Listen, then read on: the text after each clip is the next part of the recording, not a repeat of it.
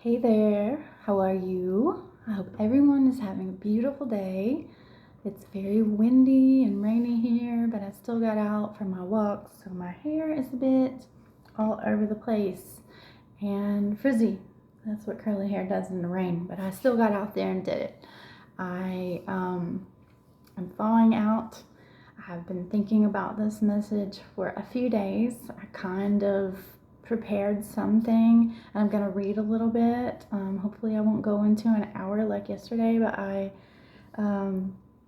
there's something to be said about creativity, because when you're creating anything, you're always co-creating with source. So sometimes things, most of the time, if you don't have a specific plan worked out, if you go off of your notes, that is the essence of your higher self, that is connected to God, connected to source. So let it flow. Let it flow. That's beautiful. You are creating with the divine. There's nothing more beautiful than God speaking through you, than God being inside of all of us, than all of us being connected. There's nothing more beautiful than that. That is the most beautiful thing that there is. It's love. That is the answer to every single thing. Love. That's it. I wanted to talk about God is dead, because, like me being labeled by certain people, certain organizations,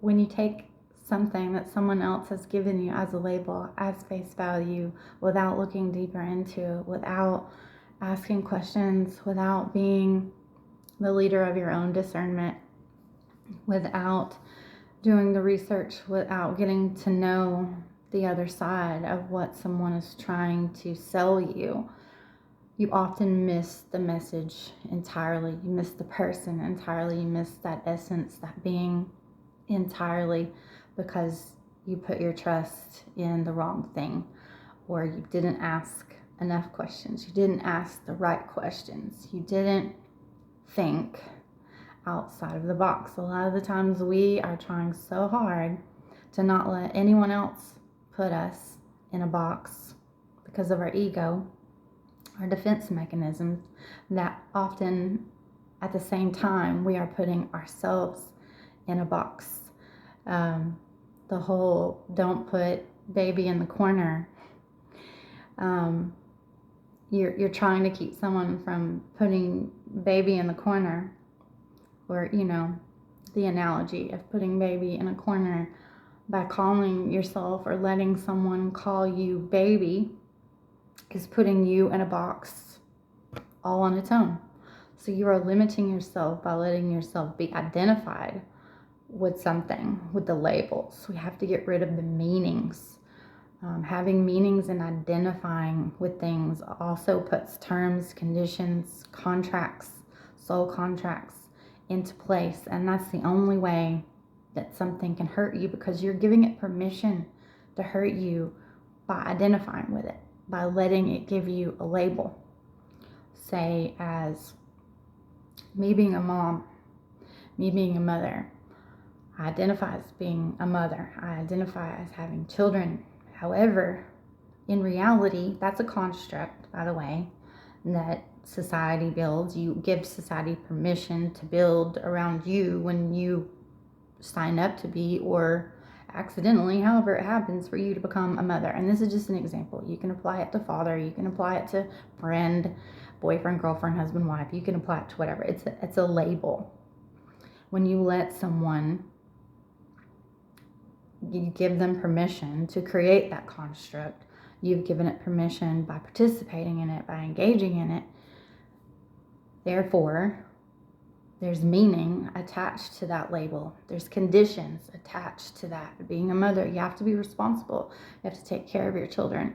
You have to put them first. Whatever that label entitles comes with conditions and terms. So in having children, I have attachments to my children. I love them. I want to be there for them. I want them to be in my life. There's all these things. So if someone comes and takes that away, because you've identified with it, because you've placed so much importance on that construct. You're giving permission for someone else to hurt you if they take that thing away. There's strings attached because you have identified with it. You've given permission to give your power away. And so when an adversary might attack you and take that away, you might feel like, well, who am I now? Because I don't have that. Trying to survive without it is a struggle. It's like you're drowning. You don't know who you are without these things. But if you had never applied such a label to it and identified with it in a way that's almost unhealthy, because in essence, in our being, we are all from source. We are all connected. We should all love each other unconditionally. So God, source, has allowed me and let these other beings choose me as their mother before they incarnated into this life. And that was their choice, but I allowed it. I made the choice to be an open portal for them by having sex, by deciding to have children, by going through with a pregnancy, and then they chose me for me to be the portal. However, we are all part of source. We are all children of God. They are no more my children than they are their father's children, or my neighbor's children, or the person in India's children. We are all connected the same way. I love them unconditionally, but I've also learned that I should love everyone unconditionally. I shouldn't put so much importance and attachment and identification into being their mother, because I was a portal for them to enter this world, and God is working in their lives just like He's working in mine. They have their own purpose and path just like I have mine. Yes, I was given the responsibility and the honor of guiding them and teaching them, but that doesn't guarantee that their path that they have signed up for with the Creator includes for me to be that teacher and that leader their entire life. There may be obstacles that I put in my way by that plan with the Creator, or they put in their way with their plan with the Creator, that separates us. That doesn't mean that we cease to exist, but it hurts because we have placed so much importance on identifying with that label, with that name, with that. You got to take the meanings away and love each other the same, because there are no guarantees in this life. Life happens while you're making other plans. You don't know what someone's life path is. You forget when you enter this life what your life path is. That's why they call it faith. You just have to trust the divine and your plan that you made for yourself. Hold on tight. Be down for the ride. Be ride or die for God. And follow it out. Surrender to it. I did. I had a spiritual death. I died of essentially a broken heart, because I had identified so much with being a mother, with being a niece, with being a cousin, with being a wife, with being a friend, with whatever, being a baker, with being Carrie, who I thought Carrie was, that as Carrie was in the first 46 years of her life, that Carrie no longer exists, because everything about that Carrie was taken away. And I didn't die. I'm still here. I have a purpose. God says, not yet. I'm going to rebuild you, and I'm going to make you better than you were before. And you just have to trust me. It's going to hurt. You're going to be physically alone through all of this. But this is a milestone. You constructed with me all of those things to happen before you ever got here, so that you would get to the next level. So trust me. in that, I'm going to give you everything that you need. You're going to give yourself everything that you need. I'm going to send strangers to you to help you get everything that you need. And we're going to get through this together. Just trust and have faith in the plan. You did not set yourself up for failure. I have prepared you for all of this, whether you realized it or not. And it's all going to be okay. And it has been. It has been. So I need all of you to realize that yourself. You are limiting yourself, and you are allowing and giving permission for other people to hurt you by placing labels on yourself, by assigning meaning to things unnecessarily in the construct of life as you know it. Even if things haven't happened to you the way that they happened to me, if you have identified with something and you have overly placed importance on something, you have set yourself up to be hurt, intentionally or not. The possibility is there. It's just waiting to be triggered at any time. The anxiety, the pain, the suffering, the betrayal, because you have assigned a meaning to it. And I learned all of this from the Life is But a Dream channel. And it has been very helpful for me. Go check out Tone. Shout out Tone. Like I said, he had a near-death experience. I had a rebirth, which is similar, although I didn't fast forward to the end and get all of the answers. I'm gradually becoming into knowing all of the things that I've had to go through were for a reason, that it was no mistake that I went through all of them. I designed it that way. I appreciate it. All of that construct had a meaning. It served a purpose. I'm thankful for it. I am so thankful for it. I love each of those people that betrayed me the same as I love my children, which I did before they were removed from my former life. I assigned meaning that allowed it to hurt me in a way that made me not ever want to go back to that life again. And that life contained a lot of hurtful things that needed to go away. And if in my life path and my children's, or I should say Caleb and Colin, stop assigning the meaning to that. Caleb and Colin, if their life paths are meant to come back into alignment with mine, they will. And I have to have trust and faith in that plan as well. But I'm not worried about the future. That would bring more anxiety. That would set me up for more triggers and things that would hinder my growth in the moment, in the here and now. And I'm not going to let that happen. And I encourage you guys to not let that happen either, as out of our grasp that might be. Please embrace taking the meanings and the labels off of things, because that makes it that much more painful for you if you have to go through it being taken away, however it might be taken away. Death, detachment, divorce, a falling out, whatever, somebody going to jail, whatever, however it's removed from your life, it will hurt much less, and it will be much easier to regroup and move on with your life as you know it, your new life, if you stop letting the meanings get in the way. So now that I've said that, let me get back to my message. I did this yesterday. God is dead.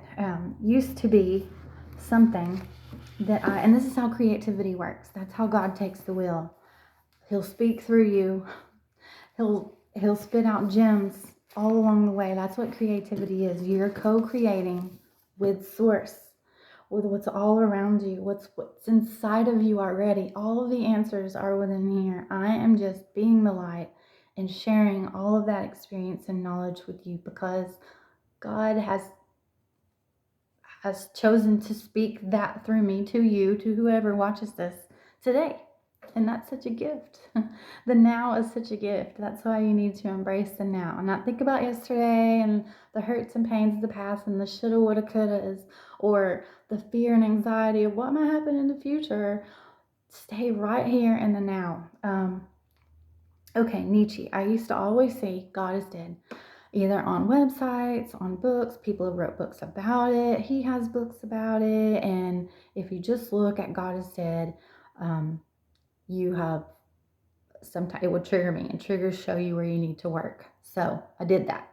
I went deeper. I looked deeper into it. I opened my mind to what he was trying to say. I didn't let it offend me anymore. I used to, but if you work on your triggers, often you'll find that the thing that triggered you shouldn't have triggered you at all, because you assigned meaning to it that was not the meaning at all. You just let your mind run away with you. You let your mind be in control of your being, and it shouldn't. There's a separation there. There's a separation there. Be the observer and look for yourself. Think bigger, and often you will see that what you've been told or what your mind led you to think without that research was completely wrong. And there was something much bigger to gain from that had you just opened yourself up to the possibilities, that there were more there. And don't hate on it. So Nietzsche said, Friedrich Nietzsche said, God is dead. God remains dead, and we have killed him. How shall we comfort ourselves, the murderers of all murderers? What was holiest and mightiest of all that the world has yet owned has bled to death under our knives. Who will wipe this blood off us? What water is there for us to clean ourselves with? What festivals of atonement, what sacred games shall we have to invent? Is not the greatness of this deed too great for us? Must we ourselves become God? Must we ourselves not become gods simply to appear worthy of it? So, he was saying that we have killed in the evolution of theology. Sorry, Brian.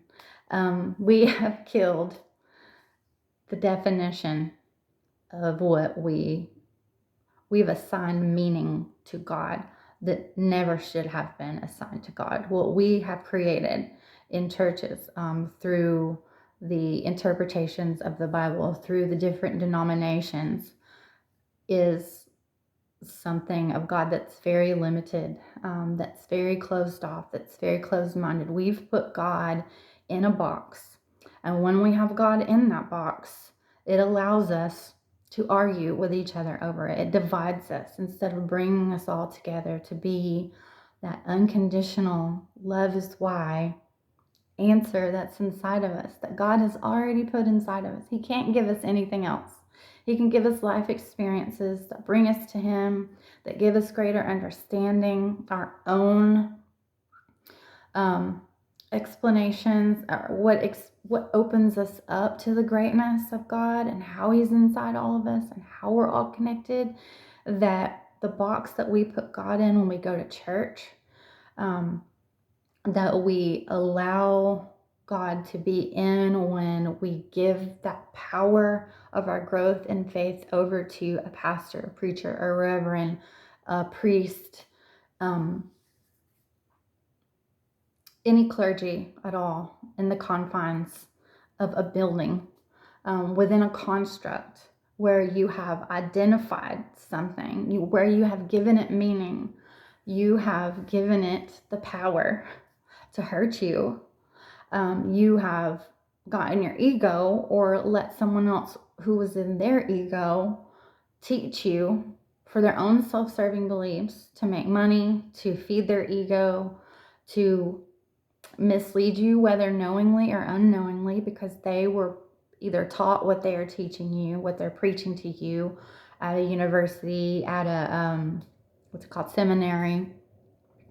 And they may be doing that with the greatest intentions, not in their ego at all. They have been taught that. They have been conditioned. They have been indoctrinated to think that that is what God is, that this is what they need to teach you, to lead you to God. But it is limited. It is in a box God is much greater than that.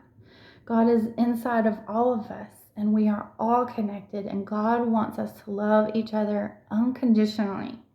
Just like I love Caleb and Colin, just like you love little Timmy, little Jenny, that are your children, like you love your husband or your wife or your boyfriend, your girlfriend, your mom, your dad. Take those labels away and love everybody like that. And then you won't have given your power away to someone else, anyone else, anything outside of you and God to hurt you or hurt others with those meanings. God is limitless. God is so powerful. He's an infinite being. You're an infinite being. You are an infinite being inside a human body having a human existence. We are all divine. We are all at different levels. We're all vibrating differently. We are all on different paths, different life plans. We have different purposes because we are authentically different. God said, I want Carrie to have red hair and blue eyes. I want Carrie to be a little zany and charismatic. I want Carrie to have this life.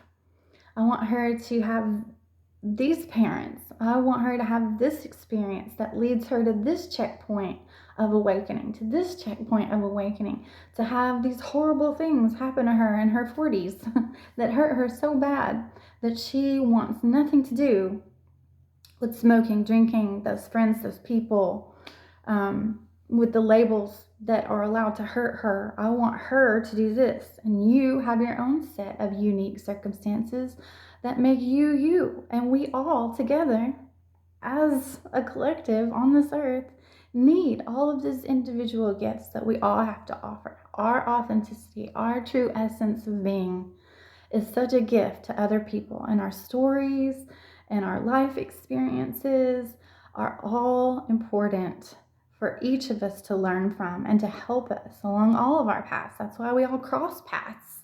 That's why we're all intertwined in certain ways. That is important. That's not an accident. That is very much a choreographed dance, because I needed to see that guy on my walk today. I needed to see that woman on my walk today. Even though there was hardly anybody in the park, the people that I passed were either meant to come in contact with me, I was meant to come in contact with them, or both. And more than likely it's both at all times. There's a reason for everything. There's no mistakes made. You are perfectly made in the image of God. You are right where you are supposed to be, and so is everyone else. So don't condemn them for not being as enlightened as you, or condemn them for not being in church. Often God hides the anointed in plain sight. Look, I have tattoos. I cuss sometimes. I come from a past where I partied. I was often looked upon by my friends' parents as a heathen because I wasn't raised in church.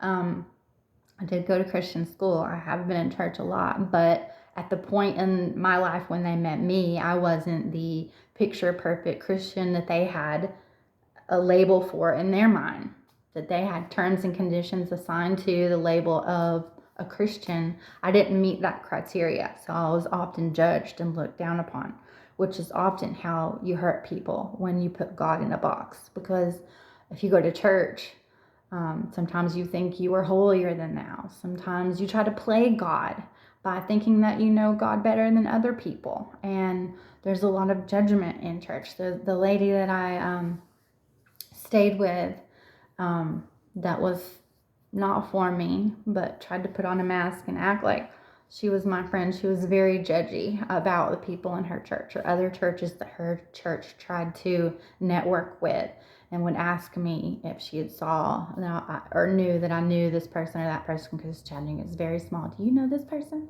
Do you like them? Always being judgy, always being a very gossipy. It was none of my business how she felt about those people. It was none of her business how I felt about those people. If you're in church and you're following God that's not in a box, you're going to love everyone, no matter what level that they're on, no matter what path that they're on, no matter how they grew up.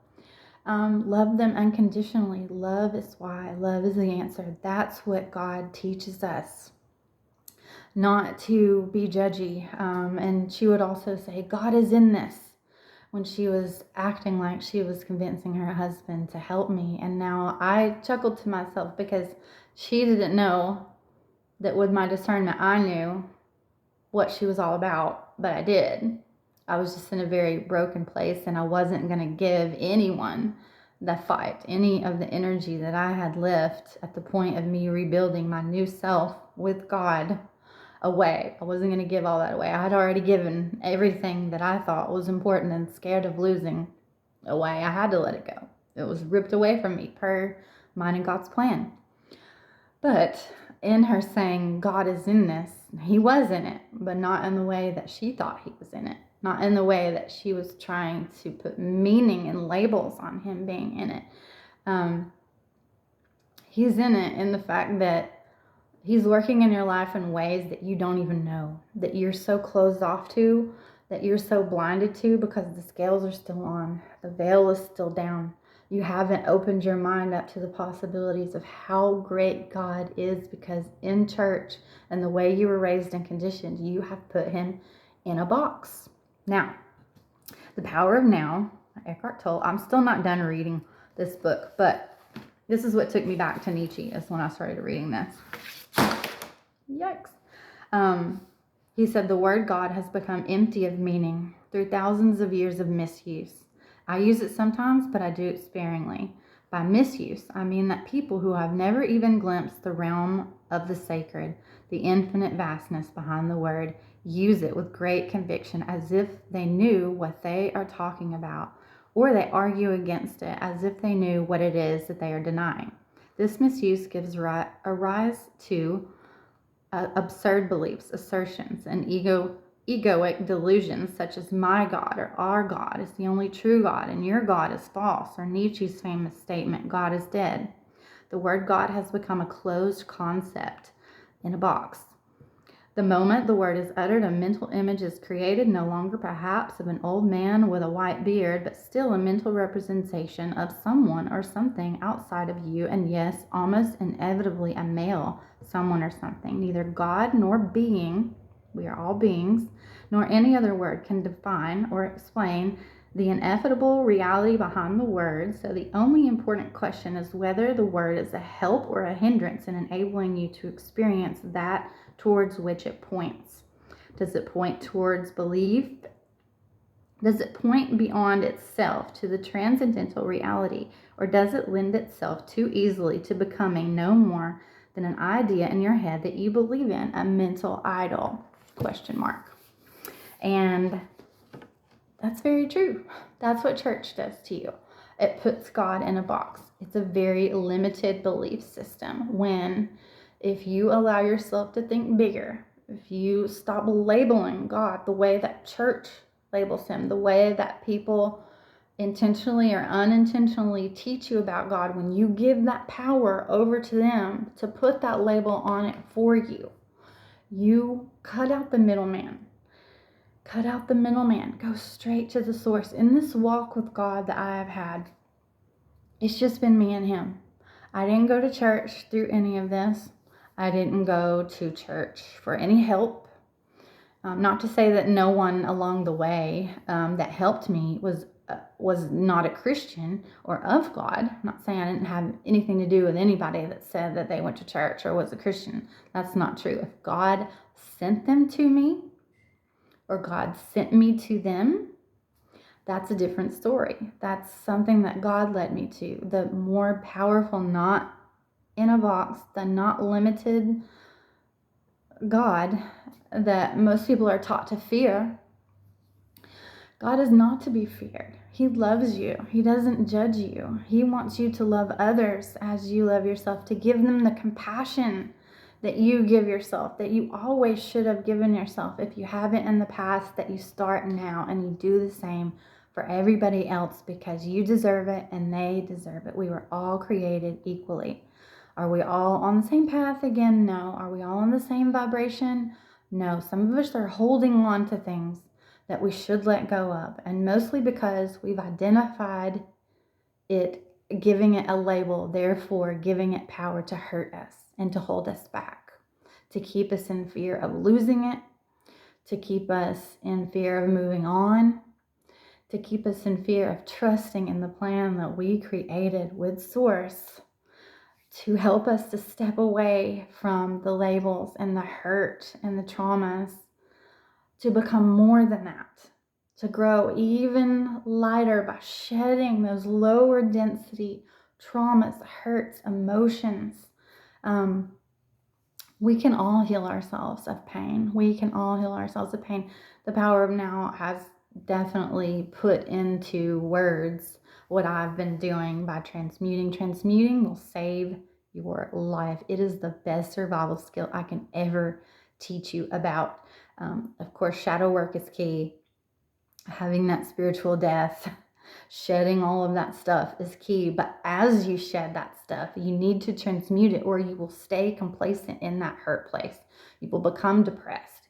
You will not be able to dig yourself out of that hole. Transmuting is the best survival skill I can ever tell you about. And you can not only do it with the actions, by dancing, by exercising, by foods you eat, becoming healthier, mind, body, and spirit.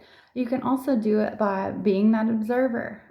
When you have negative thoughts, then the pain that comes up in your mind, don't give it any more energy. Be an observer of that thought. Know what it is. When you see it, identify it. You don't have to give it more power, as in think about it more. You're giving it energy. You're giving it life. You're giving it permission to live on. You're feeding it.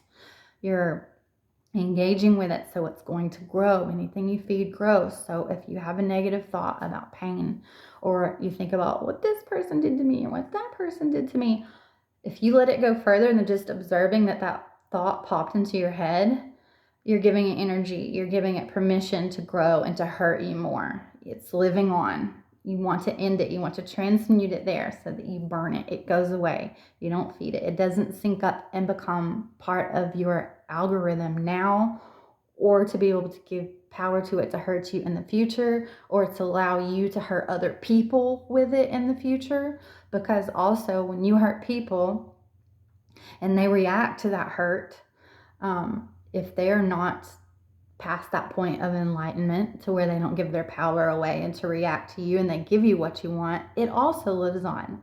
Them reacting to you hurting them because you're hurt gives more power for your hurt and pain to live on. It also hurts them and creates pain in them that they might feed through themselves or others to grow and live on. It multiplies, it reciprocates, it replenishes itself through that energy that you give it. So observe it. Don't give it any more power. Don't let it become emotion, because emotion is just your thoughts, your body reacting to your thoughts. The body's response to thoughts is emotion. So if you put energy into that thought, it becomes emotion. It will manifest itself and you will act out. You will cry all the time. You will be depressed. You will be in this lower density, this heavy existence of shame, guilt, anger, fear, depression, just sadness all the time. And that's going to hold you back. So don't give it any more energy. When you have negative thoughts or pain arises, work it out. Do those physical things to put action into transmuting, but also transmute it with your thoughts. Don't give it any more energy. I have to get my notes. Now that I have all these other books up here, I've dropped the notes. So anyway, I think I've said everything through my notes because, letting source letting source lead the way will often give more than your notes ever could. So most of the time my notes go, they were just a guide to get me started. But once the spark has been ignited by the creativity and the flow, that's source, guys. You don't need notes when you have a connection to source. Also, I wanted to touch on the practitioners as far as clergy or also practitioners with tarot card readers, with practitioners, witches, with mediums. Anybody can hang a sign out. Anybody. Even somebody that's gone to school or seminary or any university, they have any kind of title, whether they do or not, anybody can hang a sign out. Anybody can go apply for a business license. And for practitioners in spirituality, you don't even have to have a business license. You just start up a page. You sell your services. I'm not selling my services before the haters jump in. I know this from when I went through counseling with my first husband. When we stopped going to counseling together and I went on my own, that was one of the things that she said that always stuck with me, is that anybody can put a sign out. And I have gone to bad counselors, gone to great counselors. I have found that God is the best, going directly to source to help you to hit your checkpoints in your life, to hit all the milestones that you were supposed to hit, to help you to ascend, to become more enlightened, to become closer to Him and your walk with Him and only Him. I have found that that has been the key. Everything is already inside of you. You just have to look deep, do the inner work, connect with your higher self so that you can become in touch with all of the things that you need to hit, all of the things that you need to know. But if you do, and everybody's on their own path, everybody's on their own vibration, their own frequency, there's nothing wrong with that. There's a reason that you're all there. There's a reason that we're all moving at the pace that we're moving.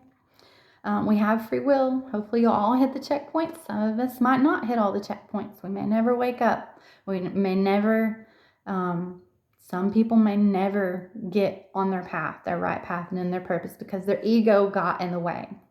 You have free will. How you get to the checkpoints is your own volition. But some people do, and I did for years, sought out help to get to the checkpoints, to get to where I was supposed to be in life, to help me with the betrayals and the traumas that came because I identified with things and gave it my power, so that it hurt me. And instead of turning to God and turning within, I turned to people that hung a sign out, and anybody can hang a sign out. I've shared this before, I went and got a tarot reading with someone that I had known for years that I thought was very connected to source. And just because they say they're a practitioner doesn't mean that they're connected to God. They may not be connected to anything and they got on a mask. They may be connected to a dark entity. They may be practicing dark magic and you don't know it. They don't have to tell you that. That's not part of the sign that they hang out. They're just practicing. Energy just does what it does. It doesn't need permission to do it. So if you've allowed someone in your energy, their energy might have their way with you. However, something is working through them. However, they have manipulated their practice to be executed, whether you know it or not. It doesn't need your permission. And once you've given someone the right to access you on that level, energy does what it does. And you can't stop it. It's already been put into motion. You can't destroy energy. It can change forms. That's why karma is very real. What you put out is going to come back to you because energy cannot be destroyed. Remember that. But if they are not connected to the Holy Spirit, to God, if they haven't done the inner work and they're working in their ego, they could be connected to trickster spirits. The devil is a trickster spirit. They may make you think that something is working, but the whole time they're laughing at you and they're just getting you further and further down the wrong road and more in your ego, more into a soul contract with something that is not of the light, and laughing at you the whole time because you fell for it. The devil is a trickster spirit. So you have to be careful who you go to and who you let in your energy and who you let shape your mind, because if you haven't gone within, you're letting your mind control everything.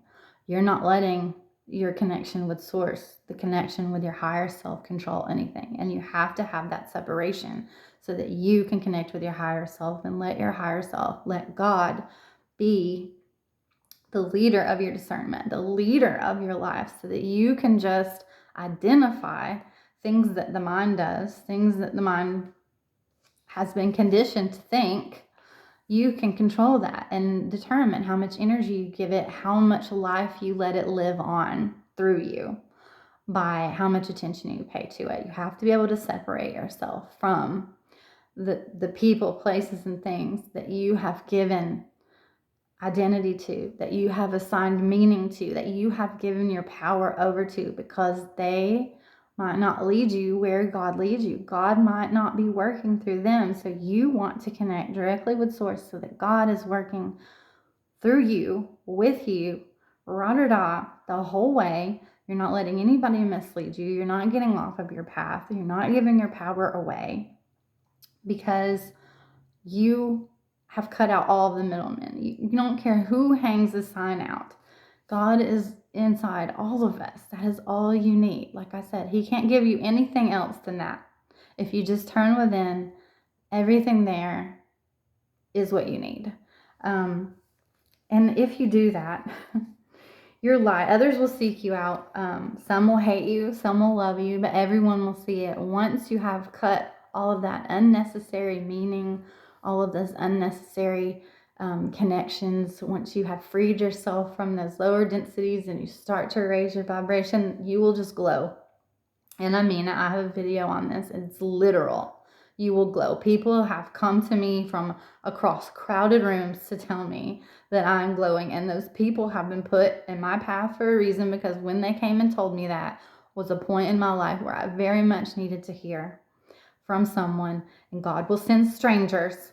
When everyone you thought you had identified with and placed importance on had let you down, He will send strangers to tell you how much they see your glow and how much work you still have to do in your life and in other people's life, that you are important and you have a purpose here. You are here to become enlightened. You are here to learn. You are here to love and to help others love themselves and help those others love others, so that it multiplies and it grows. That's what we want to replenish. That's what we want to duplicate over and over and over. That's what I want for all of you. So think a lot about the importance you place and the labels that you place and the meanings that you give to things, because you are giving your God-given, your God-connectedness, all of that power away to someone else, when all you ever needed to do is go within. And in this walk, there's a lot of haters along the way. There's a lot of people that will hate on your life. There's a lot of people like me that will isolate themselves, and I have been tempted, and I have done it some, but I pull myself out of that, just like I go for my walks now every day. After working with the public every day, face to face, it took a lot of my energy.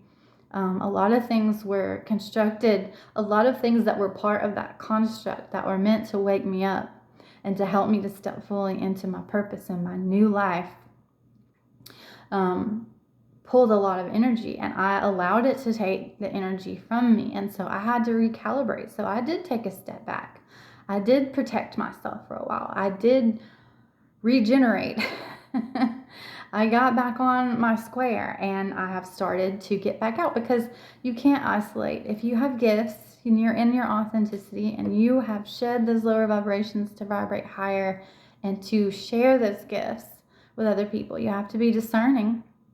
Just because you love everybody unconditionally doesn't mean that you need to let everybody close to you. Not everybody is ready.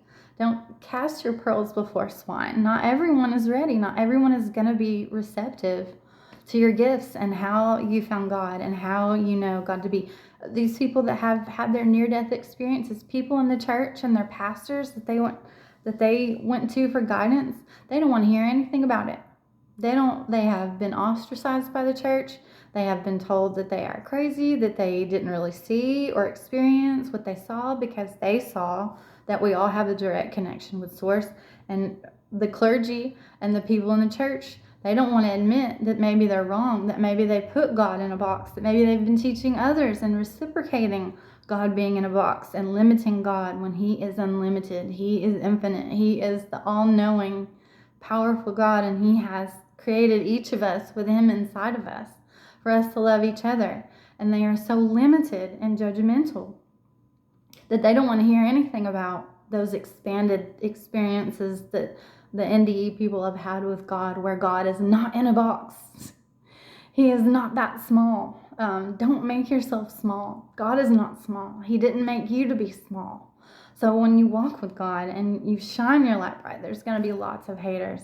It is a lonely road in the physical until you've raised your vibrations and you have pulled people into your fear. You have pulled your soul tribe into your new reality that vibrate the same as you, and they reciprocate and mirror that same love that you have for yourself and the connection with Creator and the love of the Creator back on you. People that are on that level will find you. Just like that guy found me in that crowded room. He saw my light. He recognized my light because he has that light. He has it. He's gone through work to achieve that level of high vibration, and he recognizes it easy in other people. And the people that haven't done the work to reach that level will hate on that light. They will hate on it, but don't pull away from it, because God has given you that light. He and you created that plan together to have all those obstacles so that you became that light. Be that light. Share it with others. Be discerning about it. Don't be out here just allowing everybody in your energy. Love them unconditionally, but you don't have to let everyone close to you. Not everyone is ready. Let them be on their own path. Let them learn on their own time. None of your business. None of your business. Doesn't have to be in your business. Doesn't have to be part of your business. Love them anyway.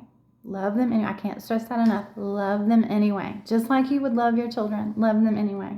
Sometimes your children disappoint you and let you down, but you love them anyway. Do that for everybody else. Do that for yourself, first and foremost, and then do it for everybody else. But get the definition of that love that you need to have for someone else the way that you have already identified it in someone else. Just take the meanings and the labels off and spread that all around to everybody. Take the labels off. Spread that unconditional love around to you and everybody. And keep shining that light no matter how many haters. There will be encouragers. Your people will find you and they will cheer you on. And before you meet them, you cheer yourself on. But don't give your power away to somebody else and let them lead you down the wrong road, and keep shining your light no matter what, because God put it in you for a reason. So keep going. Keep going. I have had lots of hate thrown on me. I have had lots of people try to bring me out of who I am, who I've put hard work into being, and I am not going back. You just have to ignore it. Love them anyway. And keep going. Don't let them stop you. Don't let it make you a recluse. Just keep going, because the world needs this. The world needs you. The world needs me. We all need each other. So let's keep being that. Don't let anything hold you back from elevating. Go within. Find your light. Shine it as bright as you possibly can. I love you. God loves you. You are never, ever, ever, ever, not for one single second alone. Bye.